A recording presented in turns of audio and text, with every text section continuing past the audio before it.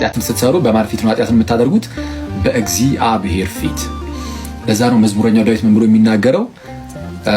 አንተን ብቻ በደልኩ በፊትህም ኃጢአትን አደረግኩ። አንተን ብቻ ነው የበደልኩት።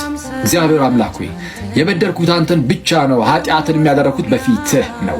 ስለዚህ አሁን በእግዚአብሔር ፊት ኃጢአት ማድረግ አለ። ኃጢአትን ስታደርግ በእግዚአብሔር ፊት ነው የምታደርገው። የምትበድለውም እርሱን ነው። የምትበድለው እርሱን ከሆነ የምር ልክ ኃጢአት እንደሰራ ስታውቅ በዛ ደረጃ ትሰበራለህ። የማን ልብ ይሰበራል? ኃጢአት ሰራው ብለህ ታለቅሳለህ። ኦኬ።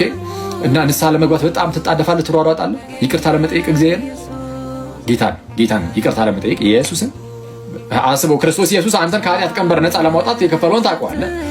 ፈጥሯል። አንደኛ ሰው አድርጎ ፈጥሯል። ሲቀጥል ደግሞ አንተን በኃጢአት እንዳትገዛበት፣ ኦኬ፣ ኃጢአት አንተን እንዳይገዛ እርሱ ያንተን ኃጢአት ተሸክሞ በመስቀል ላይ ተሰቀለ። ከዛ ለአንተ ጸጋውን ሰጠህና ኃይል እንዲኖር አደረገ። ስለዚህ አሁን ኃይልን ሰጥቻለሁ በል ልጄ፣ ኃጢአት እንዳይገዛ፣ ኦኬ፣ ኃጢአት በአንተ ላይ እንዳይሰለጥን በሚሞተው ስጋችን ላይ ኃጢአት አይንገስ ይላል ቅዱስ ጳውሎስ በሮሜ መልእክቱ ላይ ምዕራፍ 6 ላይ። ሰው ኃጢአት አይንገስብህ፣ ይልቁንም አንተ ለኃጢአት የሞትኩን። ስለዚህ ኃጢአትን አታደርግ ነው፣ በኃጢአት አትኖር ነው። እንደዛ እንዳትሆን እኔ እንደዚህ አድርጌልሃለሁ በርታ ብሎ አንተ ኃጢአትን ታደርጋለህ አይደል? እናደርጋለን።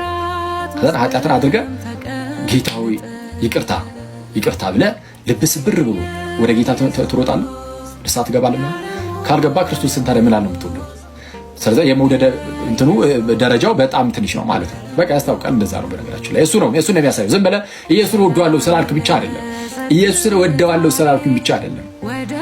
ስለዚህ መገለጥ አለበት። ኢየሱስን የምንወደው ከሆነ መገለጥ አለበት። በምን ይገለጣል?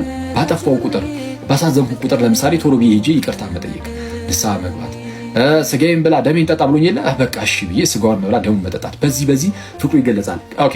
አንድ ነገር ግን ላሳውቃችሁ። ለምሳሌ በስጋ እንደዚህ ቅርብ የሆኑ ቤተሰቦቻችሁን እንግዲህ አብራችሁ በጣም ከመቀራረባችሁ የተነሳ ፍቅራችሁ በጣም ከፍ እያለ ይላል። ከጌታ ጋር በጣም መቀራረቡ ከሌለ ፍቅሩ ቀስ እያለ ሊጨምር የሚችለው እና ስለዛ ችግር የለም። ይሄ በጣም ጤናማ ነው፣ ኖርማል ነው። በአንድ ጊዜ እግዚአብሔርን ጥግ ድረስ ላፍቅረው አይባልም ማለት ትችላለህ። እንደዛ የሚቻል አይመስለኝ ማለት የእግዚአብሔርን ፍቅር በልብህ የሚያፈሰው እግዚአብሔር ነው መንፈሱ። ግን ያ ፍቅር ደግሞ እየጨመረ ይሄዳል። በምን መልኩ?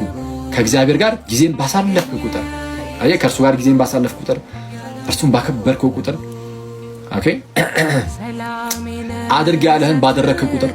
ለምሳሌ ኢየሱስ እንዳልኩ ስጋዬን የበላ ደሜን የጠጣ እያለ ተናግሯል። ስጋዬን የማይበላ ደሜን የማይጠጣ እኔ በእርሱ አልኖርም፣ እርሱም በእኔ አይኖርም እንዳለ፣ ኦኬ፣ ስጋዬን የበላ ደሜን የጠጣ እኔ በእርሱ እኖራለሁ፣ እርሱም በእኔ ይኖራል እንዳለ ሰው ይህንን ትእዛዝ አሜን ብለህ ተቀበለ ወደ ቅዱስ ሚስጥር በመቅረብ ወደ ቅዱስ ቁርባን በመቅረብ ኦኬ፣ ንስሐ በመግባት በፍቅር እንዲህ እያደክ መሄድ ይቻላል።